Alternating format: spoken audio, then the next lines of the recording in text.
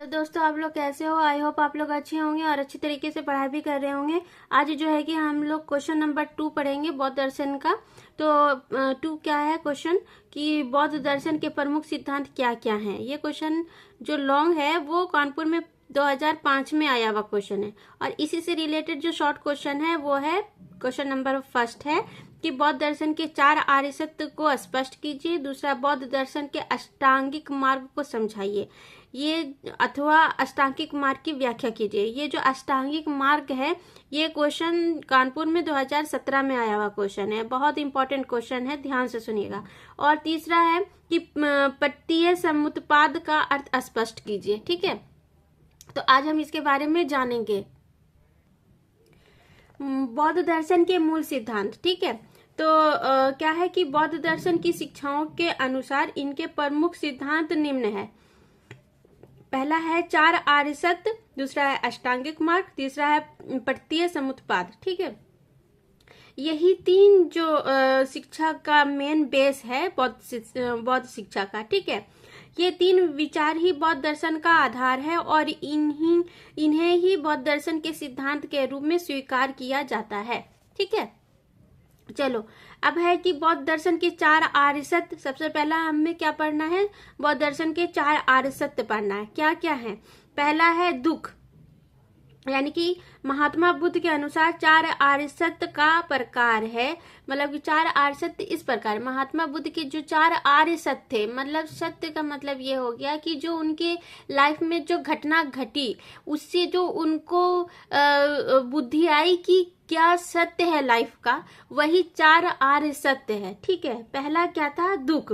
जब जो है कि जीवन क्या है कि जीवन दुखों से भरा है, जिसमें हम जिससे हम सुख समझते हैं, उनका अंत भी दुख ही है। सुखों की प्राप्ति की इच्छा भी दुख लिए हुए है और सुखों को भोगने का परिणाम भी दुख के रूप में प्रकट होता है, क्योंकि सुख अस्थायी नहीं है। देखो, दुख क्या है कि जीवन जो है, हमारा जीवन जो है कि बौद्ध दर्शन का कहना यह है कि हमारा जो जीवन है वो दुख से भरा हुआ है। ठीक है, हमारा जीवन जो है वो दुख से भरा हुआ है, जिसे हम सुख समझ रहे हैं वह उनका अंत भी दुख ही है, जिसको हम अपने लाइफ में सुख समझते हैं। इनके कहने का मतलब जो हमारा धन दौलत है, ऐशो आराम का लाइफ है, वो वास्तव में क्या है? दुख है। दुखों की प्राप्ति की इच्छा भी दुख लिए हुए है। मतलब कि जो सुख की प्राप्ति है हमारे लाइफ में, जो अभी हम सुख चाहते हैं लाइफ में पाना, जैसे बहुत सारा पैसा कमाना चाहते हैं, अच्छा लाइफ स्टाइल चाहते हैं, अच्छा गाड़ी मोटर बंगला सब कुछ चाहते हैं, है ना। तो ये जो सुख प्राप्ति की इच्छा है वो भी दुख लिए हुए है। अगर किसी को मिल गया तो भी उसके साथ बहुत सारा प्रॉब्लम लगा होता है, और अगर किसी को नहीं मिला तो उसको भी लगा रहता है कि काश मेरे पास इतना पैसा होता कि हम कुछ कर सकते, काश मेरे पास भी गाड़ी होता, काश मेरे पास भी बहुत बड़ा सा घर होता, है ना। तो ये भी जिसके पास है उसको भी दुख का कारण है, और जिसके पास नहीं है उसके पास भी दुख का कारण है। और सुखों को भोगने का परिणाम भी दुख के रूप में प्रकट होता है, क्योंकि सुख अस्थायी नहीं होता। और जो सुख भोगता है उसका भी जो परिणाम है वो दुख का ही कारण बनता है। दुख के उसके बाद जो सुख भोग रहा है, खूब सारा पैसा है, धन दौलत है ना, उसको भी कहीं ना कहीं दुख भी होता है। तो ऐसे में जो है कि क्योंकि सुख जो है अस्थायी नहीं होता है, हमेशा बदलता रहता है। ठीक है, अब जो है कि दुख समुदाय में क्या हो जाएगा कि प्रत्येक दुख का कारण होता है, प्रत्येक दुख का कारण होता है। संसार में प्रत्येक घटना का कोई ना कोई कारण होता है, और बिना कारण के कुछ भी घटित नहीं होता। दुनिया की कोई वस्तु अस्थायी नहीं है। प्रत्येक वस्तु के उत्पन्न या नष्ट होने का जिस प्रकार कोई ना कोई कारण अवश्य होता है, उसी प्रकार दुखों का जन्म भी कहीं कारणों से होता है, मतलब किन्हीं कारणों से ही होता है। मतलब दुख समुदाय का हो गया वही कि प्रत्येक दुख का कारण होता है। संसार में प्रत्येक घटना कोई ना कोई कारण लिए हुए होता है और बिना कारण के कोई भी घटना घटित नहीं होती है। वह कुछ भी लाइफ में कुछ भी होता है तो उसमें जो है कि इनके हिसाब से जो भी कुछ हो रहा है सब कुछ इसके, अगर हम सुख में हैं, हम अच्छा खा पी रहे हैं, अच्छे लाइफ में हैं, तो जो भी है उसके बाद ये सारी चीजें जो हमें लाइफ में अपने बहुत आराम देती है वो सब कुछ क्या है, दुख का कारण है। ठीक है, क्योंकि ये एक चीज खत्म हो जाने वाला है। ठीक है, और मेन चीज क्या रहेगा, सिर्फ ये कि जो हम लोग अगर इन सब चीजों को छोड़ दें, त्याग दें, तभी हमें जो किसी भी चीज का लोभ मोह माया नहीं रहे, वही मेन सुख है, वही सब कुछ अच्छा है, वही सबसे अच्छा है। ठीक है, उसके बाद फिर दुख निरोध। देखो निरोध में क्या हुआ कि दुख के कारणों को यदि हम समाप्त कर दें, दुख निरोध, यदि दुख के कारणों को जो जहां से हमें दुख उत्पन्न हो रहा है, जैसे बहुत सारा पैसा कमाने की इच्छा है लेकिन हम कमा ही नहीं पा रहे हैं, तो उस इच्छा ही को खत्म कर दो ताकि दुख हो ही ना। ठीक है, तो दुख के कारणों को यदि हम समाप्त कर दें तो दुख को भोगने से रोका जा सकता है। बौद्ध दर्शन का यह मत है कि दुखों का निवारण किया जा सकता है। यह सब ज्ञान प्राप्त होने पर ही संभव है। ज्ञान प्राप्त होने पर अविद्या का नाश हो जाता है और व्यक्तित्व माया मोह के बंधनों से मुक्त हो जाता है और सुख दुख के अनुभव नहीं करता है ना। वही कहना है कि जब मोह माया का जो भी है, बड़े अच्छे घर में रहना है, अच्छा खाना पीना है, पहनना ओढ़ना है, अच्छा लाइफ स्टाइल चाहिए होता है, गाड़ी चाहिए बड़ी सी, तो इसी सब जो लोभ है, मोह माया है, इसको क्या करना है, त्याग करना बहुत है ना। तो दुख जब आदमी के अंदर लोभ मोह माया का जो सोच होता है कि हमको इतना सब कुछ चाहिए लाइफ में, अपने सब कुछ सोच कर करके ड्रीम बना करके रखता है, तो वो चीज जो है एक दिन पता है कि कुछ भी मतलब सब कुछ खत्म हो जाना है। बस एक चीज हम लोग जब मतलब इनके बुद्ध के कहने का ये मतलब था कि जब लोग मर जाते हैं, क्योंकि देखो जब उनके कहने का मतलब कि जब वो मर जाते हैं तो कुछ भी लोग इंसान लेकर के नहीं जाता है ना। और वो सिर्फ क्या लेके जाता है, जो अपना जो अच्छा कर्म किए रहता है, अच्छे लोगों के साथ बर्ताव किए रहता है, चरित्र उसका सही रहता है, किसी के साथ हिंसा विंसा नहीं करता है ना। ये सारी अच्छी चीजें लोग याद करते हैं और वही सब चीज लेकर के जाता है। तो उनके कहने का यही मतलब था कि इन सब चीजों को जब इंसान लेके ही नहीं जाता तो लाइफ में ये सब चीजों के लिए इतना क्यों टेंशन लिए रहते हैं, क्यों इतना पीछे उसके भागते हैं, जितना है उसी में सेटिस्फाइड रहने के लिए।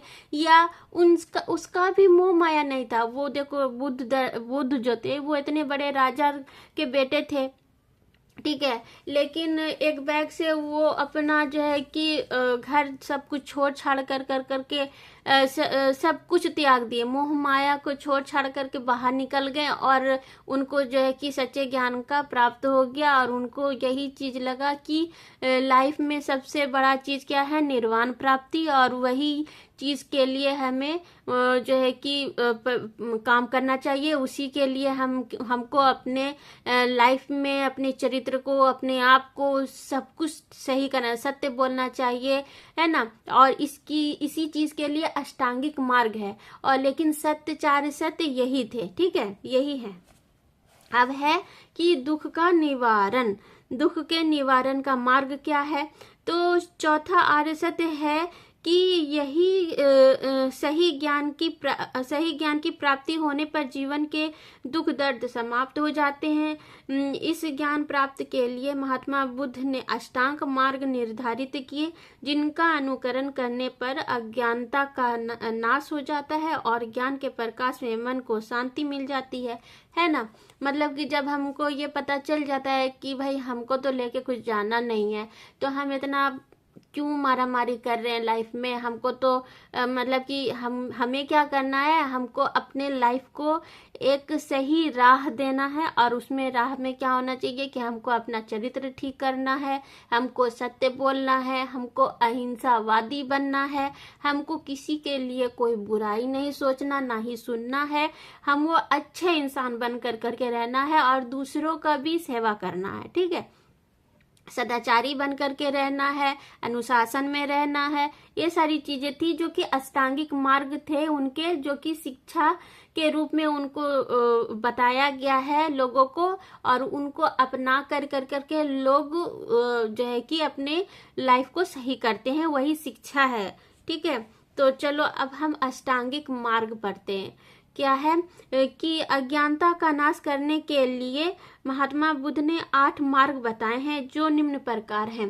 ठीक है, सम्यक दृष्टि से तात्पर्य है सही ज्ञान को देखना तथा पहचानना। व्यक्ति को चाहिए कि वह वस्तुओं के शुद्ध और कल्याणकारी रूप को पहचाने।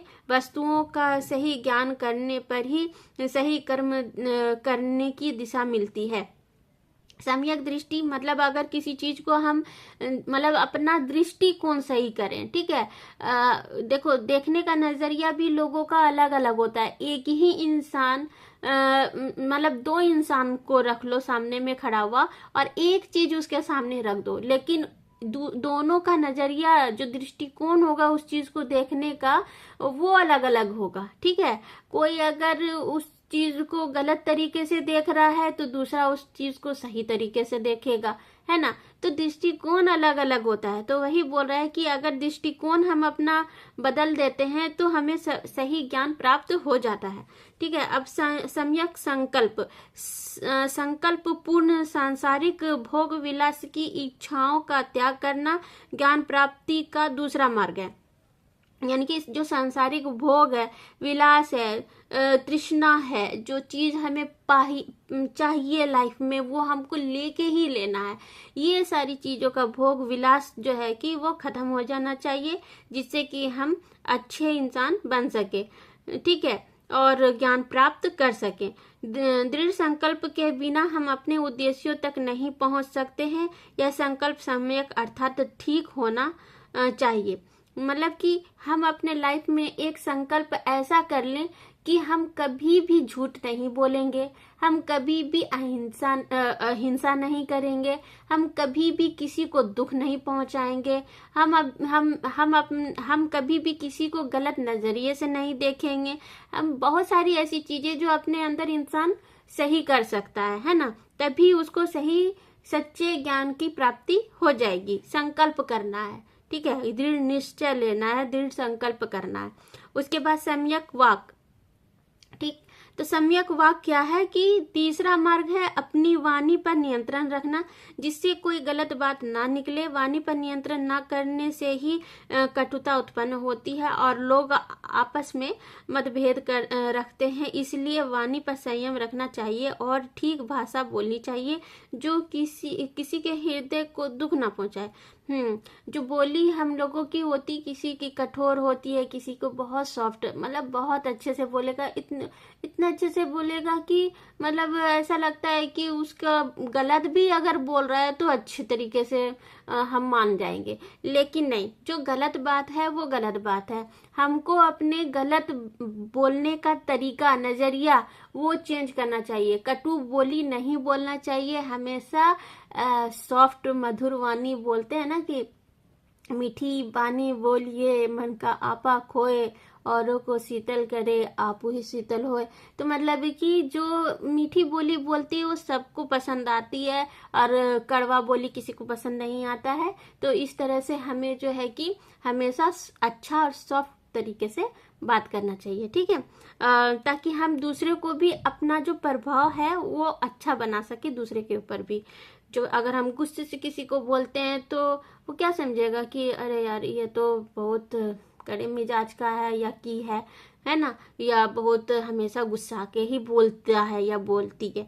तो ऐसे नहीं करना चाहिए, हमेशा अच्छे से बात करना चाहिए, मीठापन होना चाहिए बात करने में। उसके बाद फिर है कि सम्यक कर्म, व्यक्ति के कर्म भी उचित होने चाहिए। जीवन में अच्छे कर्म करने से मन को शांति मिलती, हमारे कार्यों से किसी को नष्ट ना हो, हमारे कार्यों से किसी को नष्ट ना हो, किसी की हिंसा ना हो तथा किसी के साथ अन्याय या अत्याचार ना हो। हम पवित्र मन से कर्म करें, है ना। सम्यक कर्म मतलब अच्छे कर्म करें ताकि किसी को कोई नुकसान ना हो, किसी को कोई दुख नहीं पहुंचे, कभी कोई किसी को नुकसान नहीं पहुंचे।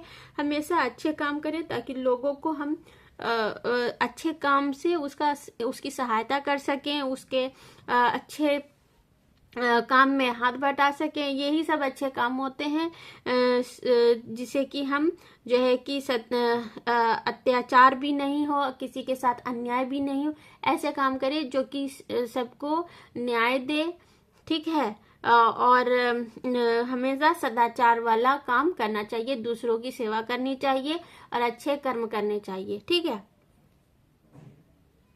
अब है 5 नंबर है सम्यक आजीव। हम अच्छे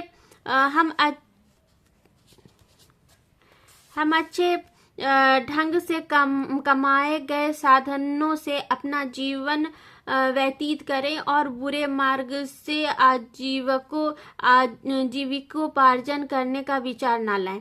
हमारा रहन सहन सात्विक होना चाहिए, मतलब सम्यक आजीव मतलब जीवन जीने का तरीका। हमारा जो हो वो जो हम अच्छा यानी कि कोई गलत काम करके पैसा नहीं कमा रहे हैं, जो हमारा है ईमानदारी का पैसा है, उसी में हम जो भी जितना भी हम अपने घर परिवार के लिए कर पा रहे हैं उसी में खुश रहना चाहिए। किसी गलत तरीके से पैसा कमा कर करके हम कोई खुशी नहीं खरीद सकते, नहीं कोई हमको खुशी मिलेगी, है ना। तो इसीलिए हमारा जो रहन सहन का तरीका भी हो तो बहुत सिंपल हो, साधारण हो, ताकि हम जितना भी सत्य तरीके से अच्छे से ईमानदारी से पैसा कमा रहे हैं उससे हमको सुख मिल सके, ठीक है। उसके बाद फिर है कि सम्यक भाव या सम्यक प्रयत्न, ठीक है। तो सम्यक भाव और सम्यक प्रयत्न क्या है कि मनुष्य को सद प्रवृत्तियों का विनाश करना चाहिए और उसके भाव ठीक हो। सम्यक प्रयत्नों द्वारा मन में अच्छे अच्छे भावों को स्थान देना चाहिए ताकि बुरे विचार मन में प्रवेश ना करें, है ना। सम्यक भाव या सम्यक प्रयत्न मतलब हमको अपने लाइफ में कोई भी गलत चीजों को अपने अंदर नहीं डालना चाहिए। हमेशा अच्छा सोचना भी हमें अच्छा चाहिए। देखो, अच्छा सोचोगे तो अच्छा काम करोगे, अगर गलत सोचोगे तो गलत काम होगा। तो मतलब जो अगर हम कोई काम करने के लिए चाह रहे हैं और वो उसमें पूरी ईमानदारी है, सच्चाई है ना, निष्ठा है, पूरी हम ईमानदारी के साथ पूरा हिम्मत लगा करके काम कर रहे हैं तो वो बहुत अच्छा काम होता है। और अगर यही चीज हम अपने अंदर कुछ बुरे तरीके से तिकड़म लगा कर करके कोई काम करना चाह रहे हैं तो ये सारी चीजें गलत है। तो अपने अंदर अच्छा सोच विकसित करो ताकि अच्छा कर्म भी मिले, ठीक है। उसके बाद सम्यक स्मृति, मनुष्य विचारों को शुद्ध रखे और मन, वचन और कर्म से उन पर अमल करे। भावनाओं में आकर हमारे अच्छे विचार बुरे विचारों से प्रभावित ना हो। ज्ञान की बातों को स्मरण रखना भी सम्यक स्मृति है ना। अपने मन, वचन और कर्म पर जो अच्छे कामों पर उनको जो है कि शुद्ध रखना चाहिए, अपने विचारों को शुद्ध रखना चाहिए, अपने मन वचन और कर्म सबको अच्छा रखना चाहिए और उसी पर अच्छी तरीके से अमल करना चाहिए, जो अच्छे काम है उस पर। ठीक है, जो अगर कुछ गलत हम अपने अंदर सोच रहे हैं तो अपने विचारों को उसके ऊपर हावी नहीं होना चाहिए। ठीक है, जो हमारा सोच है भाई, हम देखो, सब लोग पैसा अच्छा कमाना चाहते हैं, सब लोग लेकिन गलत तरीके से पैसा कमाने का तरीका बहुत सारा है। ठीक है, तो हमें क्या है, हमें अच्छे रास्ते को चुनना है और जिसमें पूरी तरह से ईमानदारी हो, मेहनत हो, सच्चाई हो, है ना, उसी से हम अपने लाइफ में सक्सेस पा सकते हैं। ठीक, उसके बाद हमारी जो सोच है वो हमारे गलत भावनाओं पर ज्यादा हावी नहीं होना चाहिए। बुरे विचारों को हमें अपने अंदर से खत्म कर देना चाहिए, ताकि क्योंकि ज्ञान की बातों को स्मरण रखना भी सम्यक स्मृति है। जो हमें अच्छे चीजों से ज्ञान मिलता है ना, जो क्योंकि सच सच होता है। ठीक है, तो जो सच्चाई से हमें ज्ञान मिलता है वो कभी भी झूठ से नहीं मिलेगा। ठीक है, तो ये हो गया। उसके बाद भी सम्यक समाधि। सम्यक समाधि में क्या होता है कि मनुष्य सम्यक समाधि से तात्पर्य सही एकाग्रता से है, हमारा ध्यान सही दिशा में समाधिस्थ हो। सम्यक समाधि से ही ज्ञान प्राप्त हो सकता है और दुखों से मुक्ति मिल सकती है। सही समाधि के बिना कोई कार्य नहीं हो सकता और उनमें गलती की संभावना बनी रहती है। अतः एकाग्रचित्त होकर ही समाधि संभव है। पहले 7 मार्गों को सफलतापूर्वक पार कर लेने के पश्चात व्यक्ति सम्यक समाधि के योग्य हो जाता है। मतलब ये सारी चीजें जब इंसान पूरा अपने अंदर अच्छे चीजों को संभाल लेगा, अच्छे सोच विकसित कर लेगा, अपना दृष्टिकोण अच्छा विकसित कर लेगा और अपनी जीविका को साधारण बना लेगा, अपने कर्म अच्छे कर लेगा, अपनी वाणी अच्छी कर लेगा, अपने संकल्प दृढ़ कर लेगा और दृष्टि को गलत नजरिए से किसी को भी नहीं देखेगा। यानी कि ये सारे काम अच्छे से कर लेगा, अपनी स्मृति भी सही कर लेगा, तभी वो समाधि लेगा। लास्ट ये है। उसके बाद फिर, क्योंकि समाधि लेने का मतलब ये हो गया कि जब लोग समाधि लेता है, आपको भी पता होगा कि जब समाधि लिया जाता है तो इसका मतलब यही होता है कि लोग अपने लाइफ में जो भी गलत काम किए हैं, गलत सोच, गलत विचार, हर गलत दृष्टिकोण, हर एक चीज को खत्म कर करके एक अच्छा पवित्र इंसान अपने अंदर पैदा करता है और वो पूरा अपने उस चीज को समाधि में डाल देता है, जिससे कि उसको ना किसी चीज का लोभ होता है, ना मोह माया होता है, कुछ भी नहीं। बस वो अपने अंदर अपने अच्छे कर्म को याद रखता है और आंख बंद कर करके बस लीन हो जाता है समाधि में। ठीक है, तो ये सारी चीजें थी। 8 सम्यक अष्टांगिक मार्ग था। अब है प्रतीत्य समुत्पाद। ठीक है, ये क्या है, तो चलिए पढ़ते हैं। प्रतीत्य समुत्पाद का अर्थ है कि प्रत्येक परिणाम के पीछे उसका कारण छिपा होता है, अर्थात बिना कारण के कोई भी घटना नहीं घटती। 4 आर्य सत्यों से यह बात पहले ही स्पष्ट हो चुकी है, क्योंकि यह सिद्धांत बौद्ध दर्शन का आधार है। इस सिद्धांत के अनुसार कार्य कारण का एक चक्र चलता रहता है, जिसमें 12 कड़ियां बताई गई है, जिसका आपस में कारण और परिणाम का संबंध है। इसलिए इस सिद्धांत को द्विदशा निदान भी कहते हैं। कारण और परिणाम पर आधारित यह 12 कड़ियां निम्न प्रकार अपना चक्र चलाती रहती हैं, जिसके कारण मनुष्य दुख भोगता रहता है। सुविधा पूर्वक समझ में आने के लिए हम चक्र की 12वीं अर्थात अंतिम कड़ी से प्रारंभ करते हैं। यह आखिरी कड़ी वृद्धावस्था तथा मृत्यु की है है ना। देखो, जब ये सब कुछ इंसान समझ में आ जाता है, दुख सुख वाला सारा काम समझ में आ जाता है, तो ये जो प्रतीत्य समुत्पाद है, इसमें 12 कड़ियां आती है जब समाधि ले लेता है। प्रतीत्य समुत्पाद वहां पर से शुरू हो जाता है, और वहां पर से 12 कड़ियां आती है जो कि मनुष्य को जो कि मनुष्य अपने लाइफ में पूरी तरीके से उन 12 कड़ियों को अपने अंदर डालता है, और जो है कि इसको जो है कि हम इस सिद्धांत को जो क्या बोलते हैं, इस सिद्धांत को जो है कि द्वादश निदान भी कहते हैं, सॉरी पढ़ने में द्वादश निदान भी कहते हैं, ठीक है। तो ये जो है कि यही है, और इसके लिए 12 कड़ियां ये हैं, ठीक है। क्या है? तो पहला है, हम जरा मरण क्यों भोगते हैं। दूसरा है कि क्योंकि हम पैदा होते हैं, हम पैदा क्यों होते हैं। और तीसरा है क्योंकि हम में पैदा होने का भाव या प्रवृत्ति होती है, पैदा होने की प्रवृत्ति क्यों होती है। देखो, ये होना और क्यों होना, यही सब क्वेश्चन चलता रहता है इसके अंदर। यही सारी चीजें हैं जो कि सवाल और जवाब है, और सही ज्ञान मिलता है इससे। क्योंकि हम चौथा है कि क्योंकि हम संसार की वस्तुओं से लगाव रखते हैं, और फिर कहना है कि हम यह लगाव क्यों रखते हैं, क्यों संसार के चीजों से लगाव रखते हैं। और पांचवा है क्योंकि हमें विश्व की वस्तुओं का आनंद उठाने की तृष्णा है।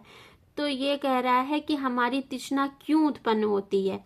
फिर कह रहा है कि हमारी इंद्रियों के अनुभव के कारण तृष्णा उत्पन्न होती है, वो हमारी इंद्रियों के अनुभव के कारण, जो भी हम देखते हैं लाइफ में, दोस्तों के पास तो बहुत अच्छी कार है, बहुत अच्छा घर है, मेरे पास भी होना चाहिए।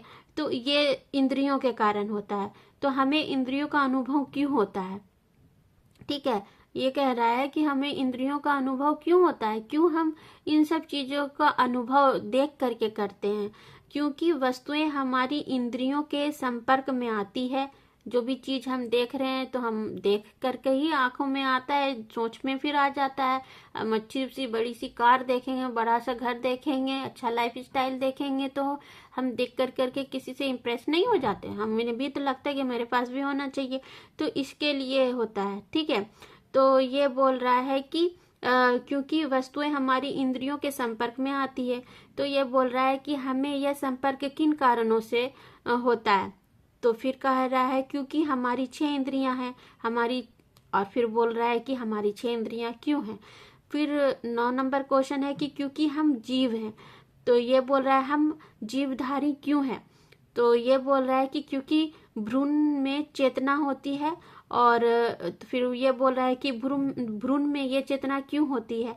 फिर 11 नंबर है कर्मों के प्रभाव के कारण, जो कर्म होता है उसी के कारण भ्रूण में जो है कि चेतना होती है। हमारे कर्म हमारे भ्रूण में भी दिए रहते हैं, उसी के कारण हमें अच्छे और बुरे का, जब इसीलिए बोलता है लोग कि जब बच्चा माँ के गर्भ में होता है तो माँ को हमेशा अच्छी चीजें सोचनी चाहिए, अच्छी चीजें देखनी चाहिए, अच्छे खाना खाने चाहिए, अभी तो खुश रहना चाहिए, ठीक है। तो ये होता है कर्मों के प्रभाव के कारण। कर्मों का प्रभाव क्यों पड़ता है, हमारी अज्ञानता के कारण।